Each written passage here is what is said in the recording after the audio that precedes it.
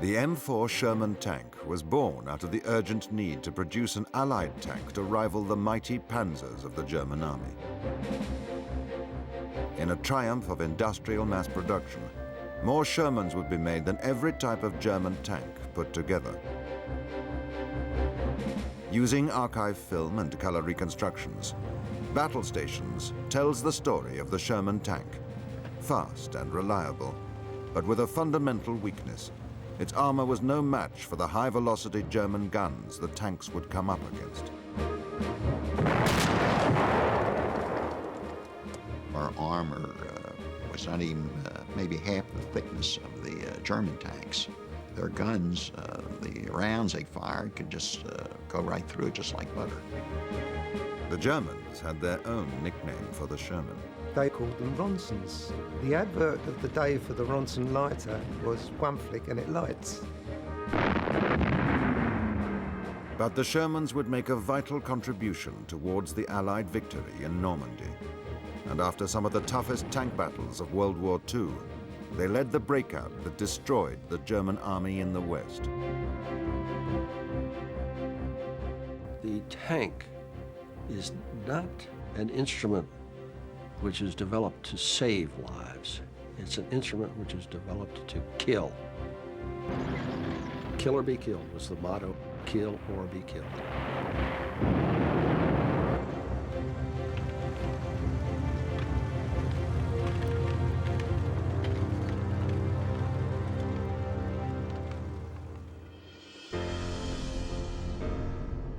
Tanks were first used by the British in the First World War to break the stalemate of the Western Front. Heavy, cumbersome monsters, they often broke down. In the interwar years, light tanks became popular because of their speed and mobility. But they had only thin armor and a small caliber gun. In the 1930s, the Germans began to develop heavier tanks with thicker armor and bigger guns, along with a whole new theory of mobile mechanized warfare.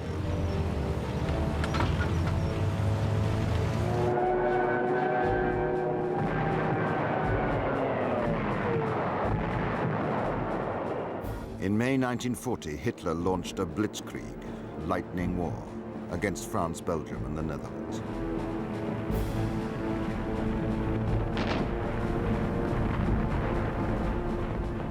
Nine fast-moving panzer divisions supported by infantry broke through in the Ardennes forest, crossed the river Meuse and routed the Allied armies, all within 10 days.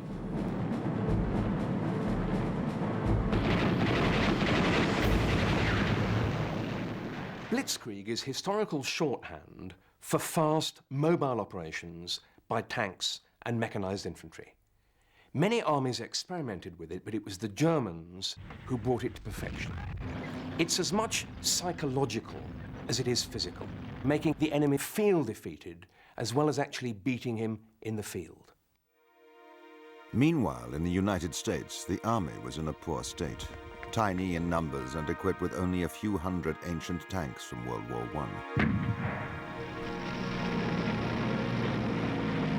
Now, almost every tank in the US arsenal became obsolete overnight. Although still neutral, American industry began speedily to adapt for war, starting the transformation into what would be called the arsenal of democracy.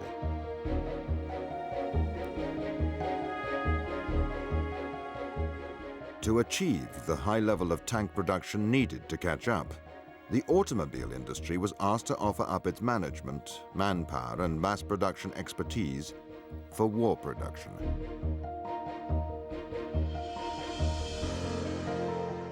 The president of the Chrysler Corporation, K.T. Keller, responded to the call and mobilized Detroit for war. Keller recommended building a new tank factory. Within a month, quiet Michigan cornfields had become a factory producing tanks, known as the Detroit Arsenal.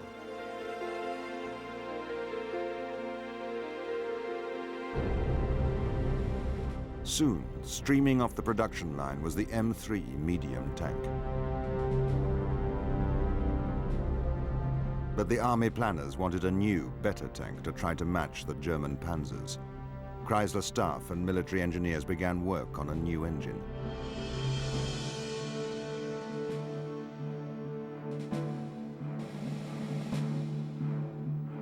A team of designers came up with plans for a tank with a turret-mounted 75mm gun. This meant designing a new heavy turret capable of a 360-degree traverse. This new tank had a similar chassis and mechanical layout as the M3. It had 2.5-inch thick steel armor plating. It would weigh 33 tons when fully armed and equipped. Trials of the new tank at the Aberdeen Proving Ground in Maryland were a great success. The tank was maneuverable, reliable, and with a top speed of 26 miles per hour, fast.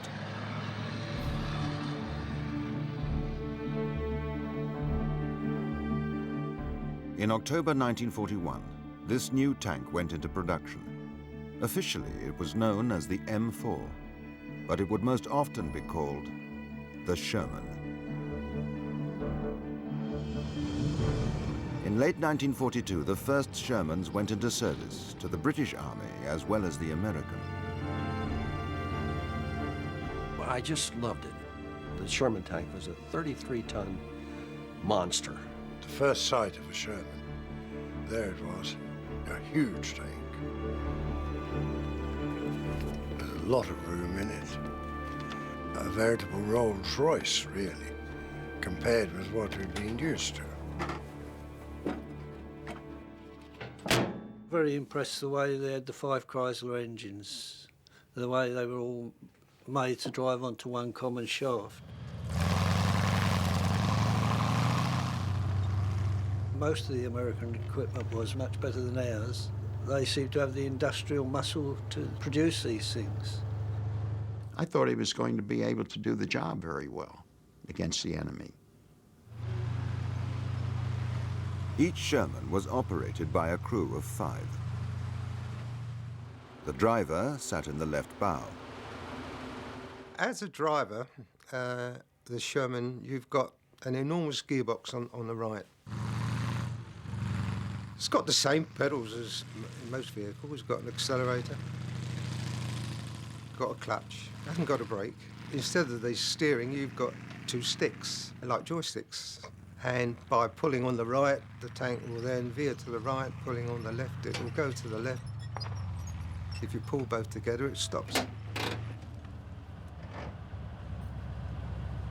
Of course, often you had to drive with your periscope when you were buttoned up. And that wasn't easy, but of course you learn how to do that. When not in combat, the driver and co-driver could also drive by looking out from above the hatch. The rest of the crew worked from the turret. Well, there were 3 people in the turret, and I would think it was about a diameter of 5 foot. We were very close to each other, put it that way. And the only thing between the loader and the gunner was the breech of the gun. The gunner didn't have a lot of room because he'd got the gun by his left side, and his sight was all through periscope. The tank commander says where to go, what to do. I always prefer to have my head out. I couldn't bear looking through these tiny little periscopes. In addition to the main 75mm gun, the Sherman had a .30 caliber machine gun at the front and a .50 caliber anti-aircraft gun on the turret. Shells for the main gun could be either armor-piercing, known as AP, or high-explosive, HE. If the commander saw a target, he'd swing me around. I'd traverse onto a target he gave me, you see. He'd say, traverse right and give me the target if it was visible. You could traverse 360 degrees if there wasn't anybody in the way. And our traverse was beautiful. It was faster than hell. You'd say action AP or action HE, so the loader would either load an armor-piercing shell or a high-explosive shell. And then when I got the target, I had to adjust the range. And then you fired and you hoped you hit the target.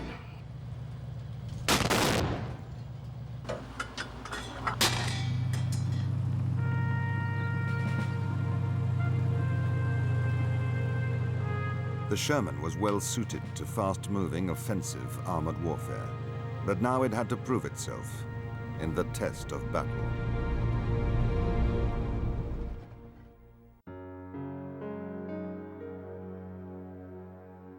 The Sherman tank became home for its crew, who had to work and live close together, often for days at a time.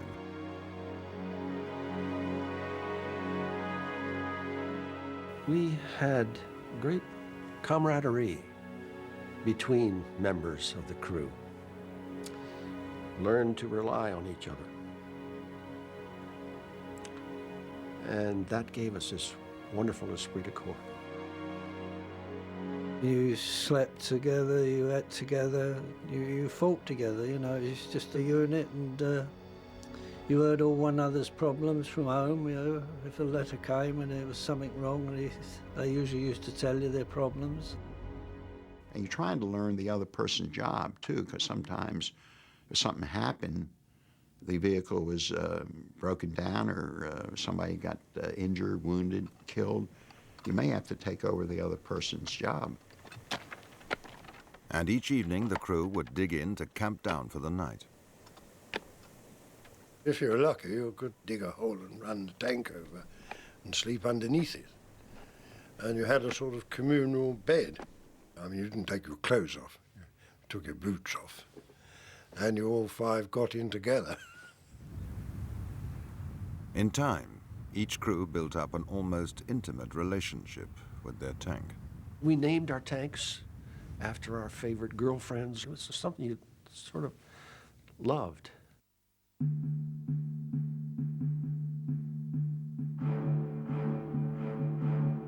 By 1943, the Detroit Arsenal was in full production. 10,000 workers worked in 3 shifts, 24 hours a day, 6 days a week. Each tank required 4,537 separate parts.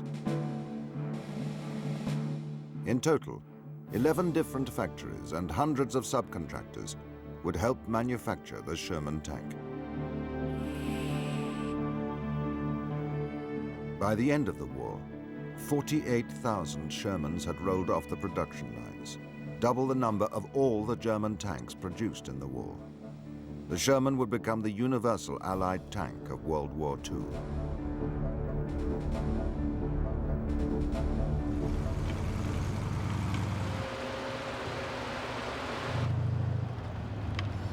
But the Shermans had a fatal flaw. Their main gun did not have the power of the German panzers, and the Shermans had thinner armor than their German rivals.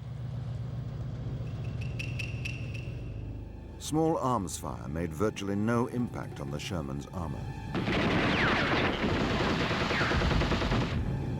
And the crew were well protected from general battlefield fire. But a hit from a German high-velocity gun could easily penetrate the Sherman's thin armor.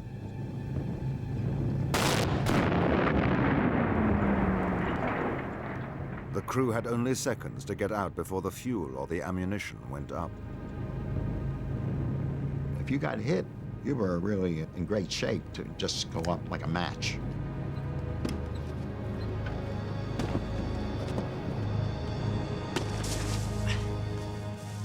You had to get out of there quick as possible.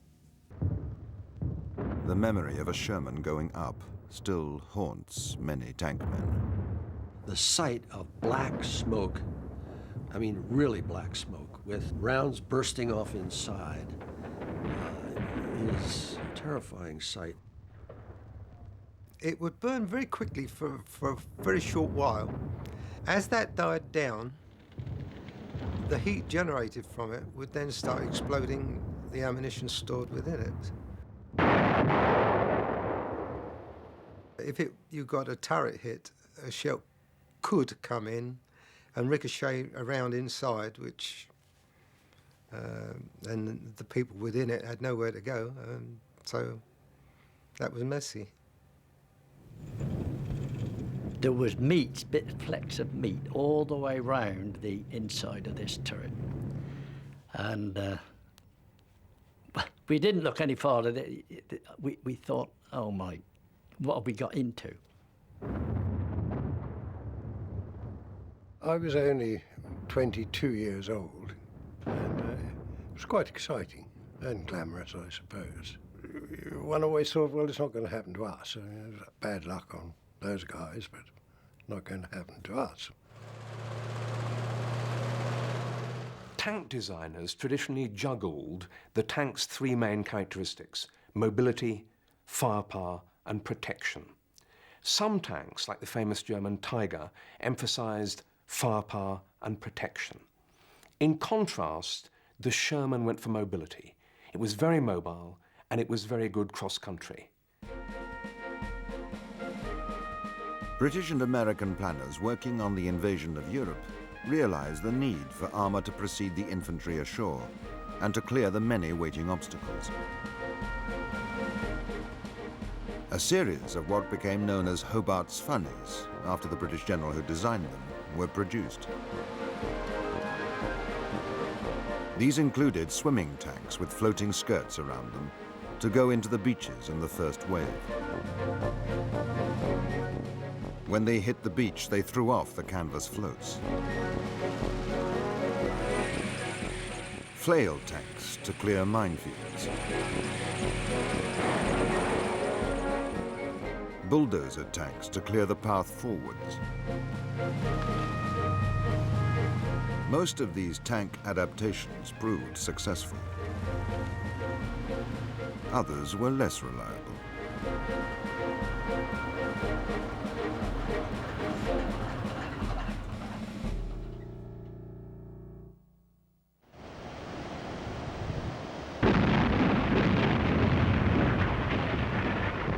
Dawn, 6th of June 1944. D-Day, the invasion of Europe. The swimming tanks were the first to hit the beaches at HR -5 minutes to clear the defenses for the infantry.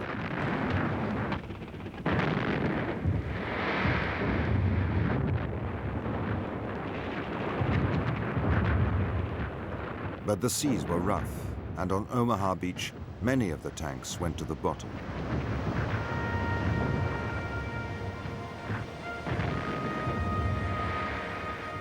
On the British and Canadian beaches, Hobart's funnies fared much better and made a decisive contribution to the victory that followed.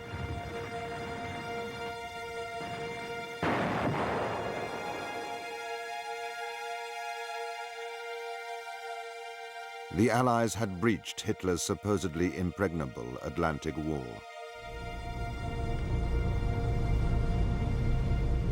In the days that followed, huge numbers of tanks and men were brought ashore. But once the Germans had properly recovered, a fierce battle ensued known as the Battle of the Hedgerows, after the characteristic feature of the Normandy countryside. Deep, sunken roads, high hedgerows, dense woods and orchards, all proved a problem to the tanks and were ideal for defenders to hide behind. Surprisingly, our intelligence, I don't know why, they did not brief us at all about the hedgerows. We had to learn the hard way. I never visualized a hedgerow would be as big as they are. You know, looking at a hedgerow maybe at 2 or 3 feet high. These were some like 8, 10, 12 feet high. One never knew what you were going to find round behind the next hedgerow or the next corner. The Germans were throwing men and supplies into the battle.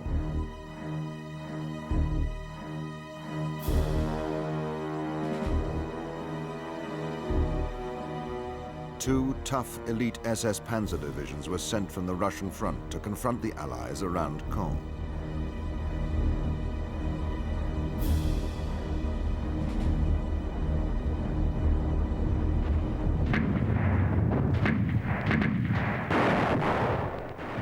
By the end of June, about 1 million men faced each other across the battle lines in Normandy.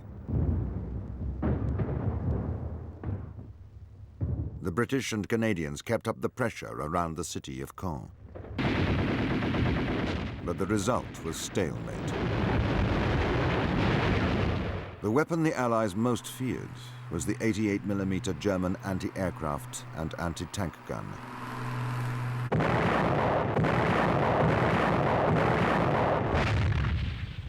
If a German 88 at, say, 500 to 1,000 yards could zero in on a Sherman tank, even at that range, he could penetrate without any difficulty. They were vastly superior. The long-barreled 75 and the 88 were vastly superior to anything we had. No doubt at all about that. In the killing fields of Normandy, the Shermans would soon face their biggest challenge.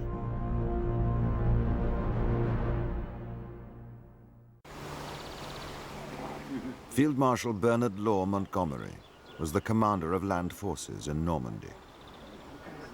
It's hard to be clear exactly what Montgomery expected from Normandy, because after the war he said that everything had gone exactly according to plan, and in fact it's clear that it didn't. But he certainly did have a general concept of operations, and that was to use the British around the Norman city of Caen to attract German armour, and this would give the Americans the opportunity to break out on the other side of Normandy in the west.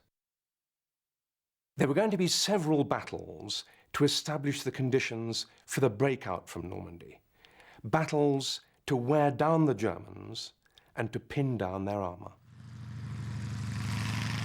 Hundreds of British Sherman tanks assembled across the Orne River for Monty's big assault on July the 18th, codenamed Goodwood.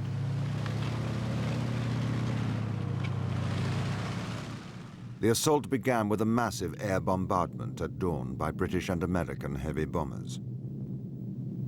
It was one of the biggest ground support air raids of the war. The first thing that happened was this enormous air armada came over. One had never seen anything or could imagine anything quite like it. Hundreds and hundreds of bombers, not very high. You could see them all clearly, all the markings. You could almost see the crews in them. And this tremendous carpet bombing, one thought absolutely invincible.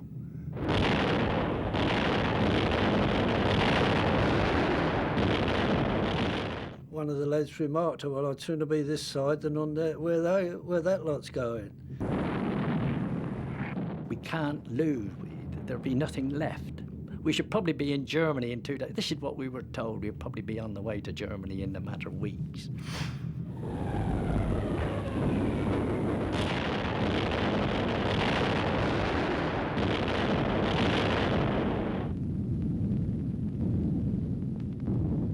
The aerial bombardment stunned the German defenders. 60-ton Tiger tanks had been thrown into the air like matchboxes.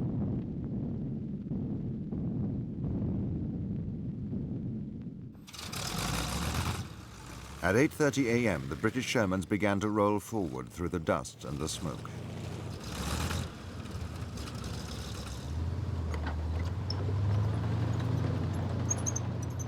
For a few miles, they advanced almost without interruption. There was nothing, no resistance. There were some Germans knocking around, but they were shell-shocked very much so. A lot of them were wounded. We stopped and attended to some wounded, put some morphine in them and that sort of thing, and just carried on in fine fettle. We thought, well, this is marvellous. We're just going to sail on forever. After a few hours, the British were in open country. But as the Germans began to recover, the British tanks became easy targets. We got into some open ground, which we had to move across it very fast. Waiting for the British tanks were not only the dreaded 88s, but also well-hidden German panzers, with heavier armour and bigger guns than the Shermans.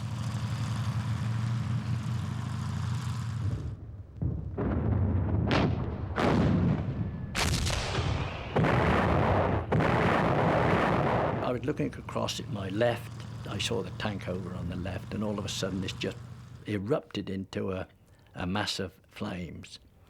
And I can remember one of the crew up on the top of the turret, covered in flames, and he either jumped off or he fell off. Through the periscope, you could see vehicles dropping out. The one that was beside you would suddenly slow up and disappear. And our losses were quite considerable. Well, it was obvious that things weren't going as well as could be expected. It seemed that plumes of smoke were going up from the wide horizon, the wide view that you had. Everywhere you looked, something was burning. Well, we'd advanced about 5-6 miles, and we finished up in this meadow. James Donovan and his crew were ordered to wait for backup tanks to arrive on their left. We sat there, we'd been there at least 2 hours, saying, well, I wonder where they got to. We didn't know what was happening, but it was all quiet, so we had no great worries. I was looking through the periscope, and I saw 2 tanks moving up about 100 yards in front of us. You could just see the tops of the tanks as they moved behind the hedge. One of the crew commanders of the tank was combing his hair. Nice blonde hair he had as well. We were that near to see, I could see the colour of his hair. And it was only when he leant forward and put his field hat on that I realised it was Shermans. They must have seen us at the same moment. Within seconds, the first one of the 2 German tanks crashed through the hedge. Driver, reverse! Gunner, traverse right! And our gunner was right on him as we were reversing.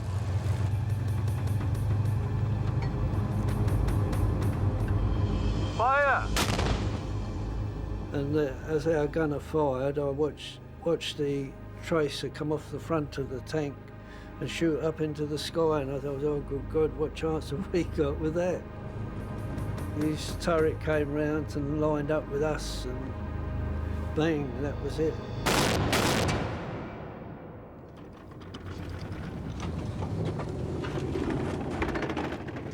There was a lot of noise, but it's hard to say what the noise actually was now.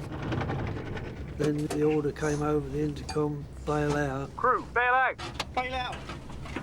Bail out! The 2 of us in the front went through the escape hatch in the floor.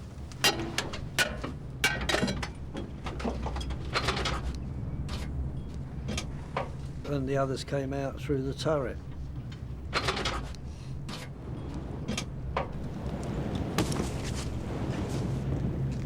And the crew commander, he said, right, let's run and get away to get a bit of cover. We had to run to get to the cornfield and dive in the corn till we could sort ourselves out. Several squadrons of British Shermans were almost wiped out. That evening they counted the cost. I climbed out from the turret and stood on top of the turret, and there were 9 tanks there. You didn't believe it. I mean, normally you got out or in the morning you looked out on the same view would give you something like 50, 55.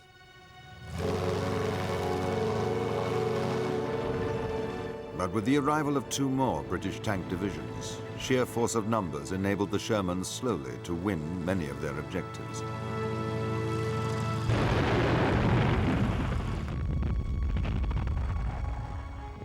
The trickle of German prisoners captured became a flood. These shattered men were from some of the finest units of the German army.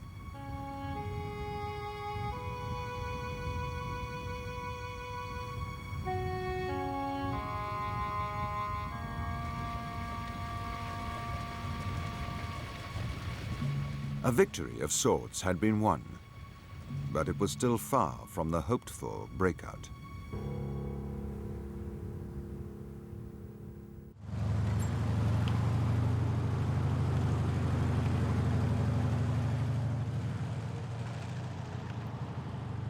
By the last week of July 1944, the American First Army had the men and the materials ready and were positioned to break out. On the 25th of July, a new American offensive was launched, Operation Cobra.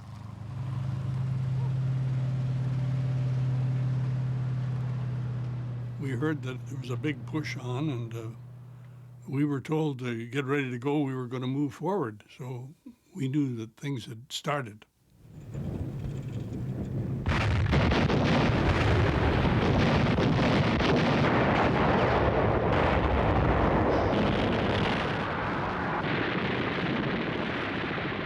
Large numbers of American troops attacked greatly weakened German forces.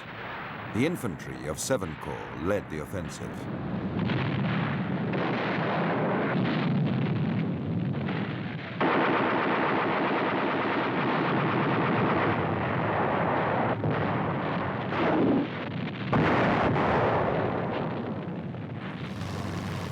Later that day, the Shermans were ordered into action.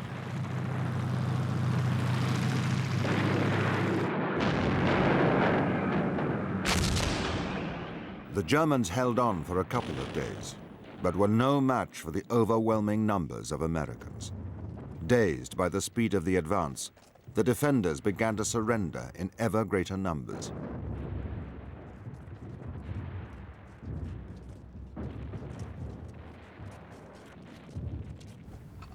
Reusing old beach obstacles and welding them onto the front of the Shermans, the tanks now had a new weapon.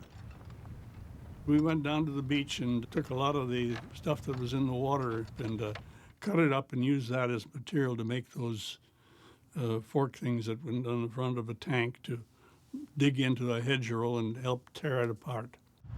A tank would hit the hedgerow and with some speed, maybe 5-10 miles an hour, we'll say, and he would just burst through the thing, carrying the trees and shrubs and everything with him. I saw them used, and they were very effective.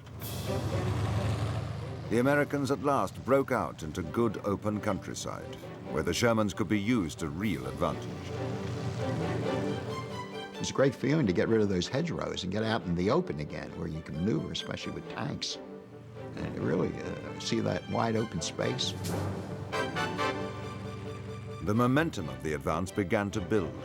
"This thing has busted wide open," exclaimed one American commander. At the end of July, General Patton was appointed commander of the new U.S. Third Army. His mission, to lead the breakout in the West.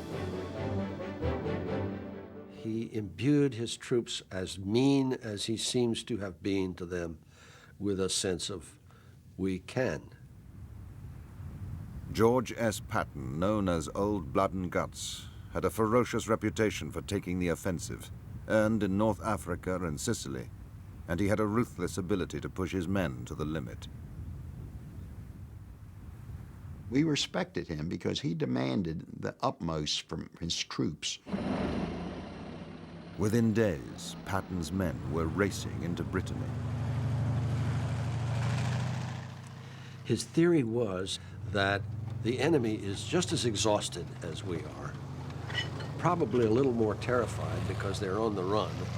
You realize that once you've got the enemy off balance, it's like a wrestler. Good Lord, move in for the kill, man.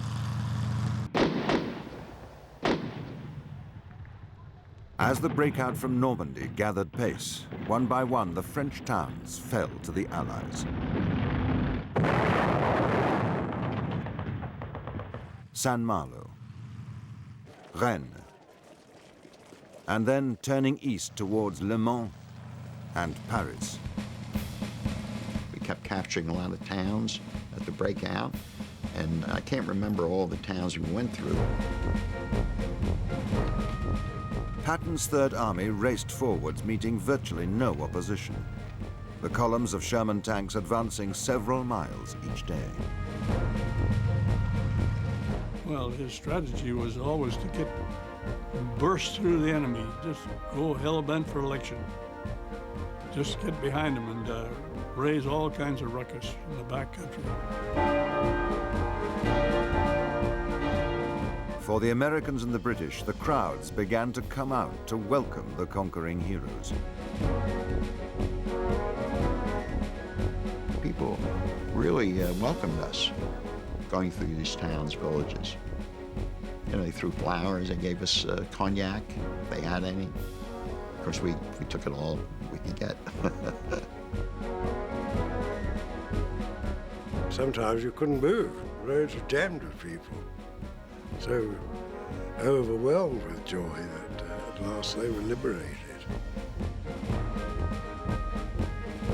And we had a couple of girls came up and kissed us and put flowers around our neck, you know, really welcomed us as real heroes, which I think we were to them.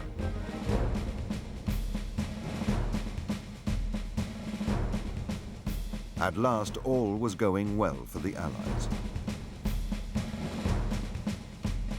But the Germans had one last trick to play.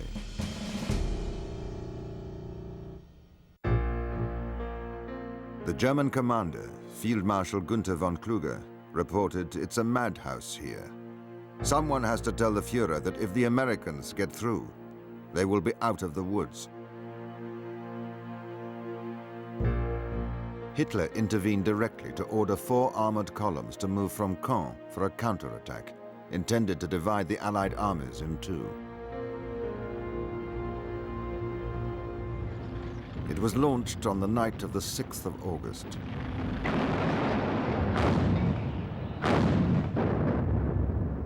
A fierce battle ensued.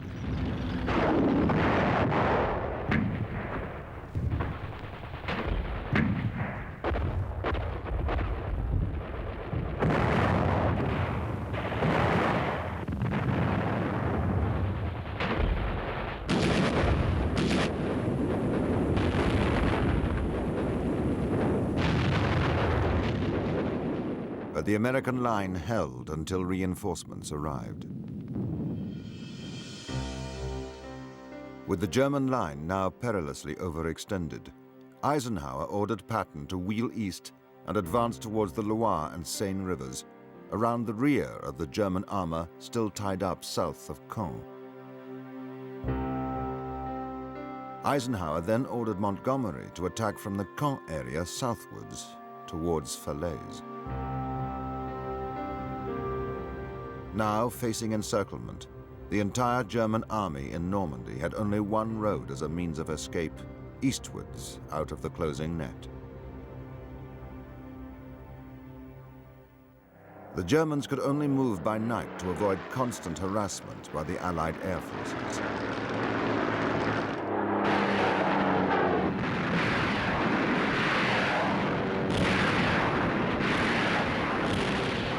The Allies now had 19 German divisions trapped in the Falaise pocket. The Germans began to evacuate on the night of the 16th of August. Under continuous bombardment, they managed to get between 20 and 40,000 troops out. Over the next few days, the British, Canadian, Polish, and American troops tightened the noose. 50,000 Germans were taken prisoner. Most panzers and mechanized weapons were abandoned. When the Allies closed the gap, the scene inside the Falaise pocket was one of terrible carnage. It's difficult to describe, and really, it's so horrific. Great stretches of roads, fields, blocked up, covered with knocked out vehicles, dead horses, bodies, absolute carnage, all heading one way, east, and all still and dead. You know, the Germans had a lot of horse-drawn equipment, artillery, whatever. Well, you never saw such a carnage of dead horses in your life, and the odor was just unbelievable.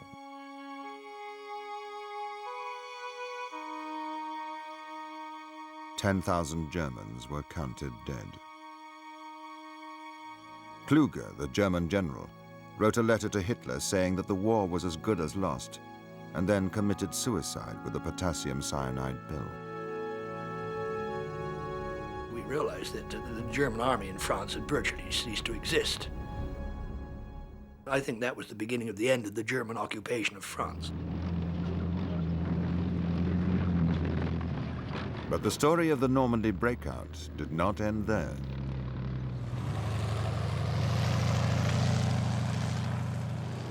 General Patton crossed the River Seine and opened the gateway to Paris.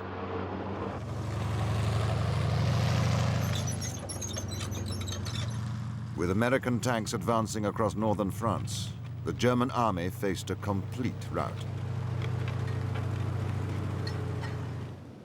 On the 25th of August 1944, the German garrison in Paris surrendered. The commander there ignored Hitler's order to destroy the city first. Nobly, the Americans paused and allowed free French soldiers to liberate their capital city. The final victory parade in Paris marked a truly immense triumph. The Battle of Normandy was decisive in the war in the West, and it was very important for the war as a whole. About 250,000 Germans were killed or captured in Normandy. But this has to be put in context. At much the same time, another 200,000 Germans were killed or captured by the Russians when they destroyed Army Group Center on the Eastern Front. Either of these would have been a serious defeat in isolation. Put together, they put the German army under the sort of pressure that it couldn't possibly withstand. This was a victory for the men at the front and for the production process at home. Enough Shermans had been produced to win through despite their weaknesses. I think we were very grateful for them. I mean, they were produced in such vast numbers. Goodness knows what we would have done without them. Okay, so we don't have anything better than the Sherman tank. But it's American, and we'll do with what we've got. We knew we had the arsenal of democracy. The pride was that Americans could do it. We could manufacture these tanks. And we were told they were good tanks and they would help us win the war. And that was a good feeling.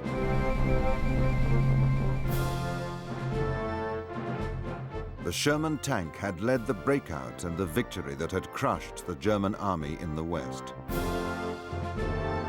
Now the way was opened for an assault against Germany itself.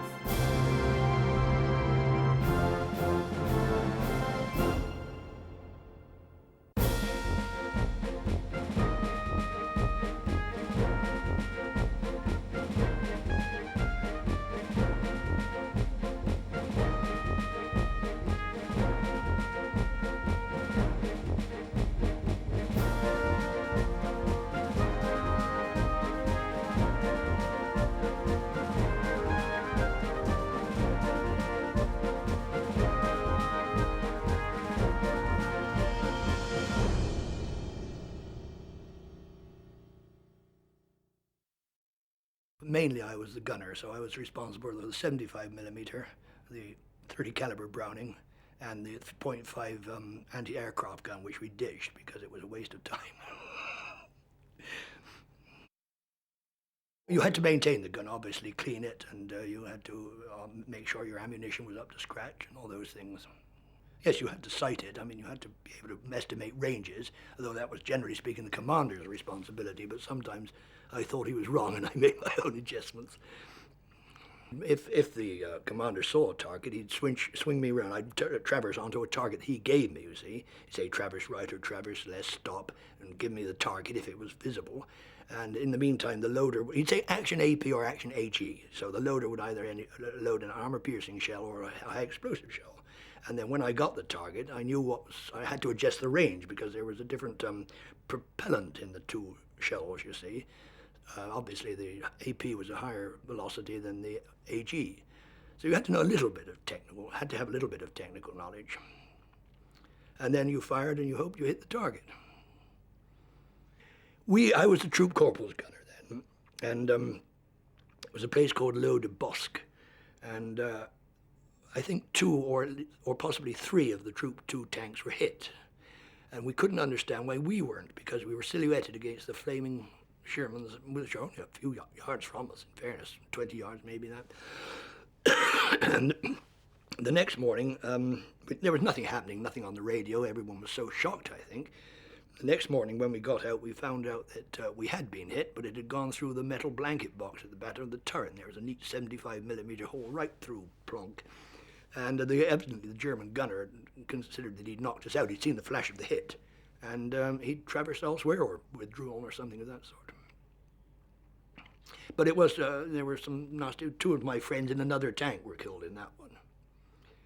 One of them, the driver, I must mention names, he was the driver, and the cannon of his tank, the troop leader's tank, was depressed over his hatch, so he just didn't get out. Oh, it was very traumatic. I know that my tank commander, who should be nameless, was stiff with fear for the whole night, and I wasn't much better. It was really a traumatic. You know, your friends are in the darn thing. You know they're being incinerated, and or 2 of them were anyway. And the commander got out with one of his legs hanging off. I think he survived the war, but it's really not nice at all. And that, in my opinion, was the worst moment of all the battles. Well, my vision is very limited, as you know from talking to our friend. He had, as a commander, he had an all-round vision, whereas we were looking through a little piece of mirror about 4.5 inches by 1.5 inches and swiveling the thing round.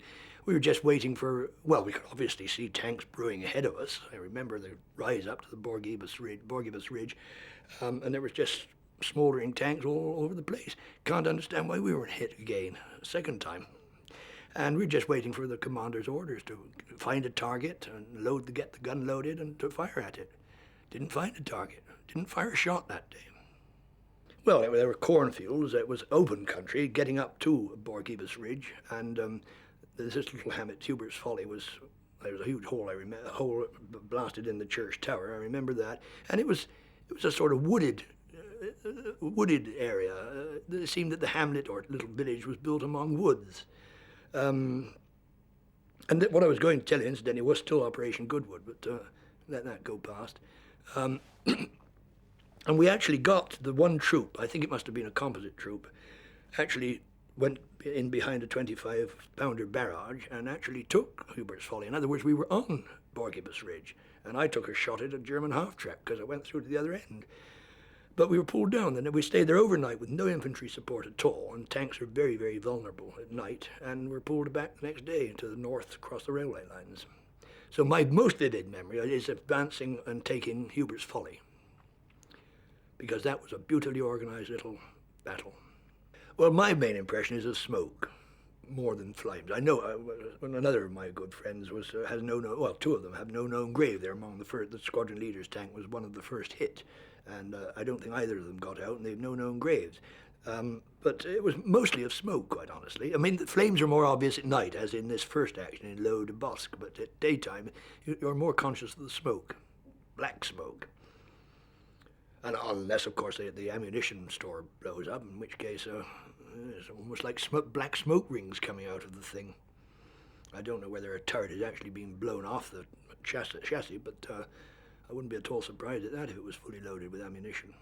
Horrible, really dreadful. They're not built for that sort of country. That's why another armoured division which had a very good reputation, just didn't do terribly well in the Bocage country.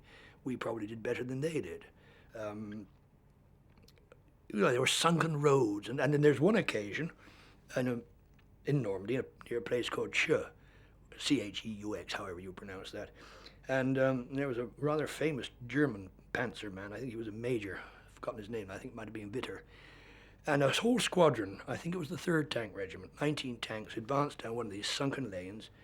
And he was up there with a Tiger, and he took out the first one, traversed, took out the last one, and then went down the line and knocked the whole squadron out. So I understand. They were horrible, those things. Well, we had to advance. Germans were escaping through the gap, and I think our squadron was detailed to crash through a forest. I think it was the Forêt de Gouverne, and stop it, plug the gaps, virtually, you see. So we got so far, we were crashing small trees down, all sorts of things, and then someone saw a Panther tank on our right-hand side, so we withdrew and called up the Typhoon fighter bombers, and they disposed of that. And then we got into a big clearing at dusk, and there were German soldiers running around all over the place with their hands in the air, steel helmets, hands in the air, wanting to surrender. And another Panther tank came down, and my commander saw this thing coming and asked me to traverse to engage it, and I couldn't shift the gun. The turret was jammed. So it was very much a question of driver reverse, for Christ's sake, driver reverse, you know, and we just got out of the way, and I don't think the Panther saw us, just motored on and probably got out of the trap. But that was the whole point, to plug the gap. And as for the scenes of devastation on the roads in that area, bloated cows and millions of pounds worth of vehicles, tanks, half-tracks, 1,500 weights, motorcycles, weapons, you name it. It was utter devastation, quite depressing. And of course the smell, you can imagine the smell from the dead animals. Sort of heavy, sweet smell, sort of thing that stays in your nostrils for a little while. Well, yes, I mean, we were rather happy at this. We realized that the German army in France had virtually ceased to exist. It reformed later on, as you know, but I think that was the beginning of the end of the German occupation of France, let's put it that way. And then we chased on across the River Seine and up into Belgium and Holland and Germany later on. Well, my driver, I think, was a bit naughty. I think he underfilled the petrol tanks on one occasion because he was getting a bit brassed off with war. He's a nice guy. And we dropped out of action near Amiens, Beauvais, a little town where the R100 or R101 crashed well before the war. We couldn't move, there was no petrol, so the tank commander and troop commander transferred to swap tanks with his, or swapped commanders. He went to his troop corporal's tank, the troop corporal took us over. And we were there for days, and we really wanted to get on, you know, so I went down into the local village, and there was a team of Army investigation branch down there, intelligence people, and I asked if we could have petrol and cigarettes and food, and he thought we deserted, you know. Till he actually came up in a Jeep with some jerry cans of petrol and checked the petrol tanks, which were dry. So he gave us the benefit of the doubt and gave us cigarettes and enough petrol to fill the tanks, which were several jerry cans. And then we went on, and it was rather interesting. Best time I had in the army. We'd motor on in the general direction on the regimental centre line, find the nicest house we could, and put ourselves on these people overnight, you see. And one time there was a chateau involved. And we eventually caught up with the regiment just near Antwerp. They had overtaken that, but we, in the meantime, had gotten mixed up with the Guards Armoured Division, who had liberated Brussels, you see. So we went in getting all the adoration that the Guards Armoured Division should have had, because they didn't know the difference between a black bull on a yellow background and a big eye. And we had a marvelous time there.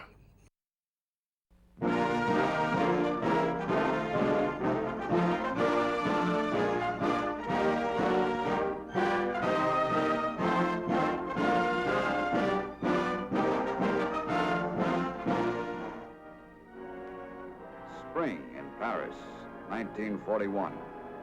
The dream of world conquest becoming a reality. Over the Eiffel Tower, over the cities and towns of Europe hangs a pall of fear and death.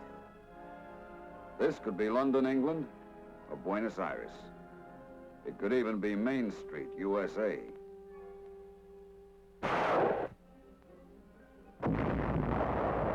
Main Street, USA has rolled up its sleeves to build and equip and train the best army in the world. This is rehearsal. Men getting to know their machines, learning how to handle them like experts, getting the feel of them and what they can do, learning how to land them on hostile beaches, going over obstacles, rubbing noses in the dirt together.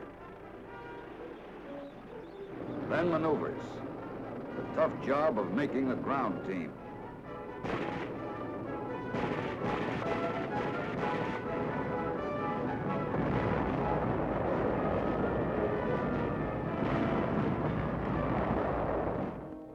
This is Fortress Europa.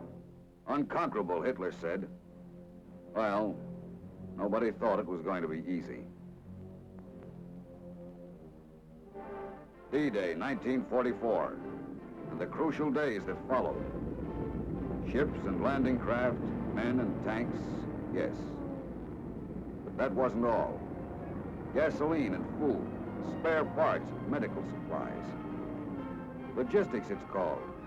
Getting the right number of tanks and men and supplies to the right place at the right time, making it stick. We did make it stick. Started moving inland. They say travel is broadening. But did you ever fight your way through hedgerows? They're about 6 feet wide and 5 feet high.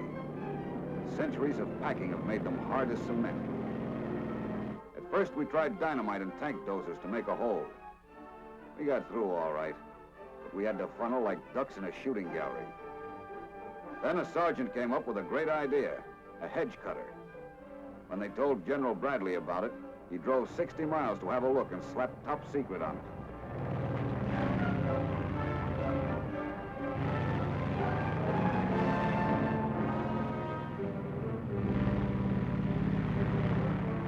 Licked the hedgerow country and we pushed on. Tank men are ingenious. They have to be. They have to have a lot of tricks up their sleeves. Here's one. We learned that sandbags packed around a tank will absorb a lot of punishment that can keep a tankman's nerves on edge.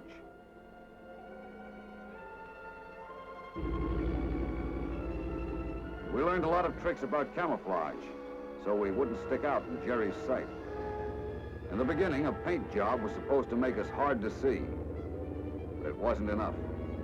With a few cut branches, you can break up your telltale silhouette and be pretty hard to spot.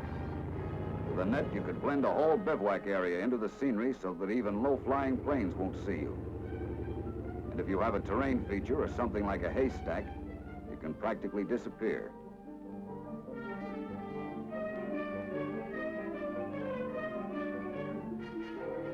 When winter came, we had another problem. But the tankers invented their own whitewash and almost disappeared against the snowy countryside.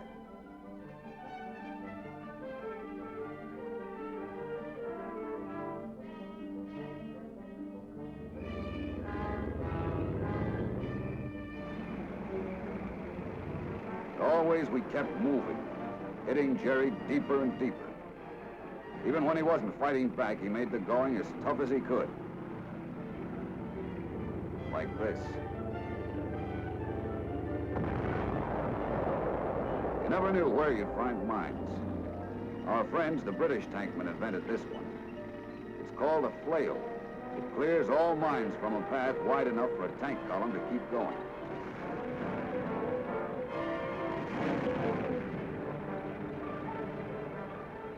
Snake was another mine-eater. Filled with high explosives, they were pushed out into mine-infested fields, and when detonated, blew up scores of enemy mines at a time.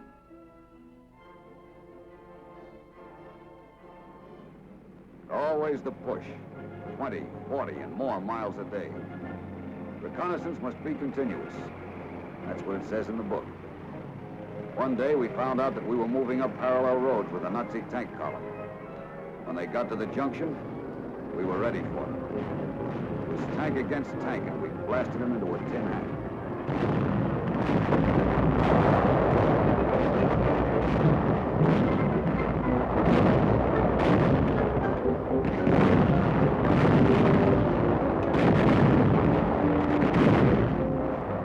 The crews of these German tanks knew that ours were the most reliable, the most maneuverable, the best manned, and the best fought of any tanks in the world. They were at their greatest as a member of a team, infantry and tanks protecting each other. Sometimes you got held up by murderous fire from a blockhouse. Jerry often put them just inside the woods. Even when you could spot them, they might be hard to blast out. Well, burn them out.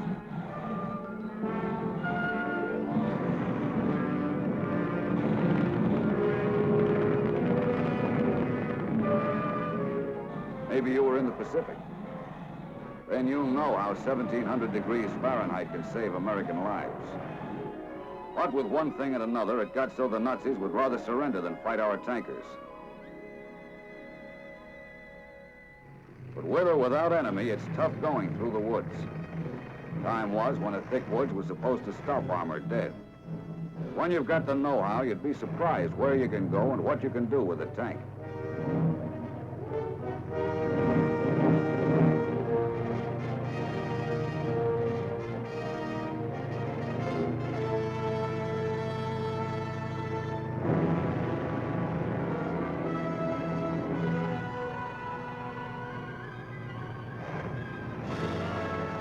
On the other side of the woods, we hit a town. Must bypass this one. Our rocket launchers help soften them up.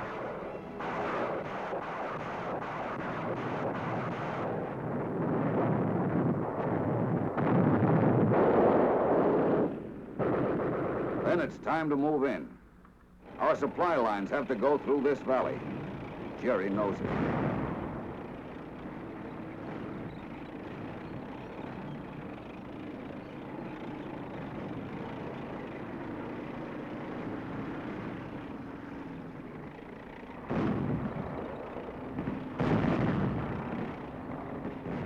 This is the moment when knowing your job pays off.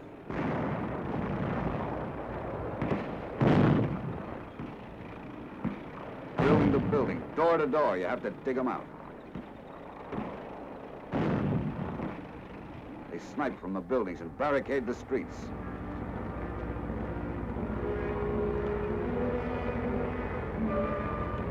Slowly, surely, we clean them out and move on.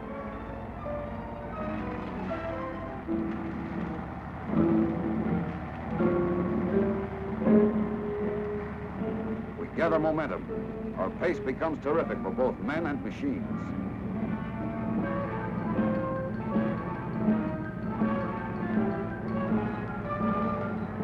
The powerful M26 joined us as we struck deep into the heart of Fortress Europa.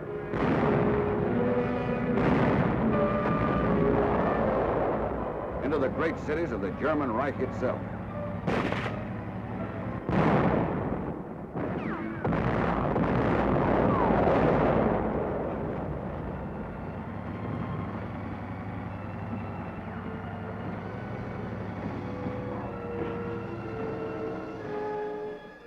There were more signposts to pass, more miles to cover, but we had begun to know that we had won.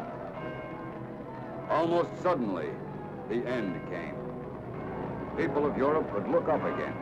They could cheer and laugh unafraid. Words like freedom, liberty, began to have meaning for them again.